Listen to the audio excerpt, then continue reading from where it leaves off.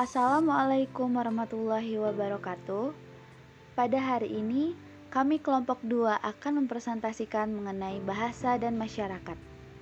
Anggota kelompok kami diantaranya ada Anissa Nurfaizah, Dina Mutia Rahmah, Dinda Ardianti, Putri Estrana Yasik Ilham, dan Rima Maulani Ibrahim.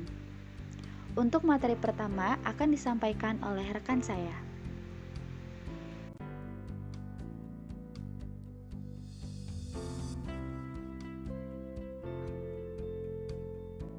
Materi pertama, bahasa dan tutur. Pengertian bahasa dan tutur. Menurut Ferdinand de Saussure, membedakan antara yang disebut language, langue, dan parole. Ketiga istilah yang berasal dari bahasa Prancis itu dalam bahasa Indonesia secara tidak cermat lazim dipadankan dengan satu istilah, yaitu bahasa. Padahal ketiganya memiliki pengertian yang berbeda, meskipun ketiganya sama-sama bersangkutan dengan bahasa. Yang pertama, istilah language. Language digunakan untuk menyebut bahasa sebagai sistem lambang bunyi yang digunakan manusia untuk berkomunikasi dan berinteraksi secara verbal di antara sesamanya. Dalam padanan kata language tidak mengacu pada salah satu bahasa tertentu, melainkan mengacu pada bahasa umumnya sebagai alat komunikasi manusia. Lalu istilah kedua yaitu langue. Dimaksudkan sebagai sebuah sistem lambang bunyi yang digunakan oleh sekelompok anggota masyarakat tertentu untuk berkomunikasi dan berinteraksi sesamanya. Sederhananya, langue adalah sebuah aturan yang tak tampak dan mengkonstitusi sebuah sistem bahasa. Aturan ini dipahami oleh pengguna bahasa secara tidak sadar. Aturan yang paling utama dalam bahasa adalah adanya perbedaan-perbedaan. Contohnya adalah dalam bahasa Indonesia terdapat kata lupa dan kata rupa. Hal ini dimungkinkan karena adanya sistem L berbeda dengan R. Namun lain halnya dengan bahasa Jepang yang tidak membedakan L dengan R. Jika terdapat kata lupa dan rupa dalam bahasa Jepang, kemungkinan besar maknanya akan sama. Makna kedua kata tersebut bisa dibedakan ketika ada perbedaan, meskipun itu hanya sekedar huruf. Lalu istilah ketiga yaitu parole. Parole sebagai salah satu konsep turunan dari fenomena komunikasi mengarah pada keunikan tiap individu. Maksudnya adalah meskipun bahasanya sama, tiap manusia punya cara pengucapan yang berbeda-beda. Seperti halnya kita menggunakan bahasa Indonesia dengan logat kedaerahan. Bahasa Indonesia yang kita gunakan masih sama dengan bahasa yang dipakai pada umumnya. Namun, cara kita mengucapkannya merupakan turunan khas yang dimiliki kita sendiri sebagai seorang individu. Selain itu, yang termasuk dalam konsep parole adalah kekhasan individu dalam memilih diksi atau kata ataupun menyusun kalimat ketika berkomunikasi. Selanjutnya, materi kedua akan disampaikan oleh rekan saya.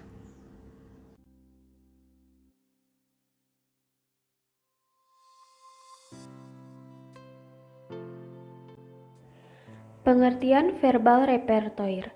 Semua bahasa beserta ragam-ragamnya yang dimiliki atau dikuasai seorang penutur biasa disebut dengan istilah repertoire bahasa atau verbal repertoire dari orang itu. Verbal repertoire sebenarnya ada dua macam, yaitu 1. Dimiliki setiap penutur secara individual mengacu pada alat-alat verbal yang dikuasai oleh seorang penutur, termasuk kemampuan untuk memilih norma-norma sosial bahasa sesuai dengan situasi dan fungsinya. 2. Milik masyarakat tutur secara keseluruhan, mengacu pada keseluruhan alat-alat verbal yang ada di dalam suatu masyarakat, beserta dengan norma-norma untuk memilih variasi yang sesuai dengan konteks sosialnya. Kajian yang mempelajari penggunaan bahasa sebagai sistem interaksi verbal di antara para penuturnya di dalam masyarakat disebut sosiolinguistik mikro. Sedangkan kajian mengenai penggunaan bahasa dalam hubungannya dengan adanya ciri-ciri linguistik di dalam masyarakat disebut sosiolinguistik makro. Kedua jenis sosiolinguistik ini mempunyai hubungan yang sangat erat, tidak dapat dipisahkan karena keduanya saling bergantung. Maksudnya, verbal repertoire setiap penutur ditentukan oleh masyarakat di mana dia berada, sedangkan verbal repertoire suatu masyarakat tutur terjadi dari himpunan verbal repertoire semua penutur di dalam masyarakat itu.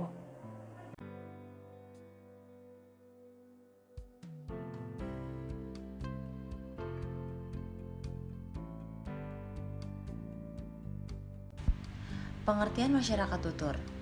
Jika suatu kelompok orang atau suatu masyarakat mempunyai verbal repertoire yang relatif sama serta mereka mempunyai penilaian yang sama terhadap norma-norma pemakaian bahasa yang digunakan di dalam masyarakat itu, maka dapat dikatakan bahwa kelompok orang itu atau masyarakat itu adalah sebuah masyarakat tutur.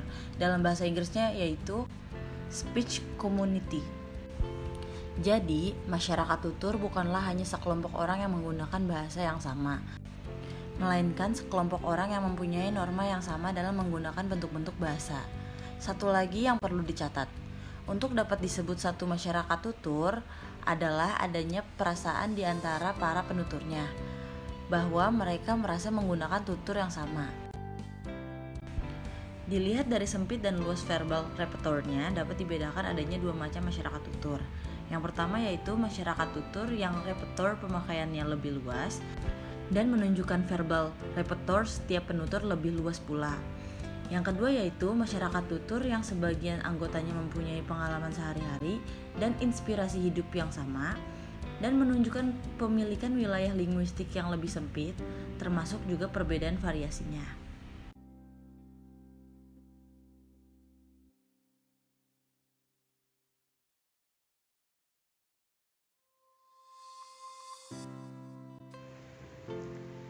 Baik, saya Rimaulmani Ibrahim. Pada kali ini saya akan membahas bahasa dan tingkatan sosial masyarakat. Hubungan bahasa dan tingkatan sosial masyarakat. Adanya tingkatan sosial di dalam masyarakat dapat dilihat dari segi pertama, yaitu dari segi kebangsawanan, dan yang kedua dari segi kedudukan sosial, ditandai dengan tingkatan pendidikan dan keadaan perekonomian yang dimiliki. Biasanya, yang memiliki pendidikan lebih baik memperoleh kemungkinan untuk memperoleh taraf perekonomian yang lebih baik pula. Tetapi ini tidak mutlak, bisa saja taraf pendidikannya lebih baik, namun taraf perekonomiannya kurang baik. Sebaliknya, yang memiliki taraf pendidikan kurang, tetapi memiliki taraf perekonomian yang baik. Materi selanjutnya akan disampaikan oleh rekan saya.